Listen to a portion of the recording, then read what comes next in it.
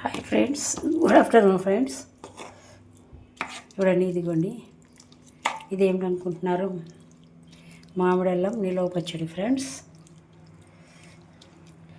ఊరు నుండి మా అక్క 2 మామిడల్లం గడ్డలు పంపించింది.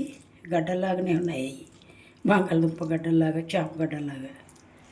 2 రోజులు బాగా నానబెట్టి వాటిని కడిగేసి మరో 2 రోజులు వాటిని ఎండబెట్టి చిన్న ముక్కలుగా కట్ చేసి ఆయిల్లో 2 నిమిషాలు వేయించి పక్క తీసి పెట్టుకొని, తర్వాత దీనికి సరిపడా తాలింపు వేసుకుని ఇది పక్కన పెట్టుకొని, కొంచెం చింతపండు వేడి నీళ్ళలో బాగా ఉడకరించి నీరంతా ఇంకిపోయేంత వరకు ఉంచి అది చల్లారిన తర్వాత మిక్సీలో అల్లం, బెల్లం ఇవన్నీ వేసి మిక్సీ పట్టేసాను. తర్వాత చల్లారిన చింతపండు, వెల్లుల్లిపాయలు వేసి మిక్సీ పట్టేసాను. ఉప్పు సాల్ట్ కూడా వేసానండి.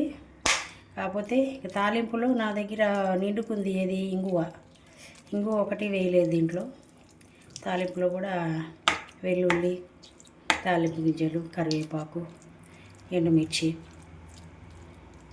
పసుపు ఇవన్నీ వేసాను అనమాట. ఈ మిక్సీ పట్టేసుకున్నాక ఇలా ఈ బాండీలో తాలింపు వేసి చల్లార్చిన బాండీ ఉంది కదా, ఆ బాండీలోని ఆయిల్లోని వేసి పెట్టేసాను అనమాట. ఓకేనా ఫ్రెండ్స్, ఎలా ఉందో చూడండి. అల్లం వెల్లుల్లి మామిడల్లం పచ్చడి కొంత నేను ఉంచుకుంటాను, కొంత మా అక్కయ్య గారికి పంపిస్తాను. ఎందుకంటే గడ్డలు ఆవిడే కదా పంపించింది, అందుకోసమని ఆవిడకి కొంచెం పంపిస్తాను ఫ్రెండ్స్. అది క్వాంటిటీ కూడా ఏం లేదు, అంత అందాసుగా లెక్క చూసుకొని వేసుకోవడం అనమాట. సరే ఫ్రెండ్స్, నేను టేస్ట్ చూసాను, కొద్దిగా బాగానే ఉంది. సాల్ట్, కారం అదంతా కూడా సరిపోయింది, బాగానే బాగుంటుందని నేను అనుకుంటున్నాను. అంటే ఇంకా రైస్లో కలుపుకోలేదు, రైస్ ఇప్పుడు చేయలేదన్నమాట. ఎందుకంటే నేను ఇదిగో జొన్నను వండుకుంటున్నాను, అందుకోసమనే జొన్నను తినడంలో దాంట్లో వేసుకుంటా, కొద్దిగా చూస్తా.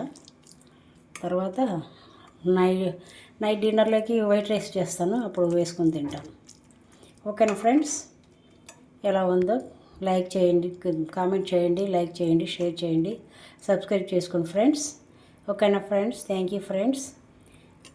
నాకైతే బాగానే ఉంది. మీకు ఎలా అనిపిస్తుందో కామెంట్ చేయండి కంపల్సరీగా. ఓకేనా,